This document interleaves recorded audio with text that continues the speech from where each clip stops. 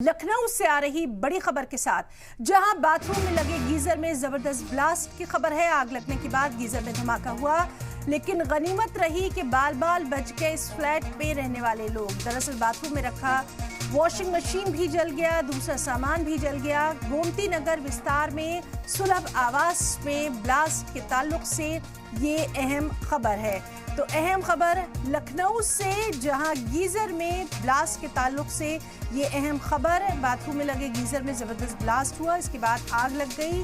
वहां पर रखा साजो सामान भी जलकर खाकतर हो गया, लेकिन गनीमत रही कि फ्लैट में मौजूद लोगों की जान बच गई। गोमती नगर का ये वाकया है, जहां विस्तार में सुलभ आवास में ब्लास्ट के ताल्लुक से ये खबर है।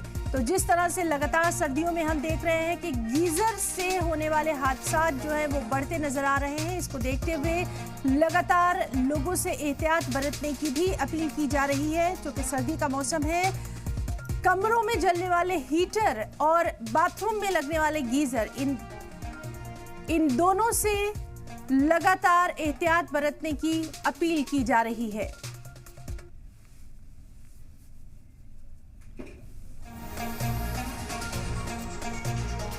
तो अहम खबर लखनऊ से, जहां बाथरूम में लगे गीजर में जबरदस्त ब्लास्ट के ताल्लुक से ये खबर है।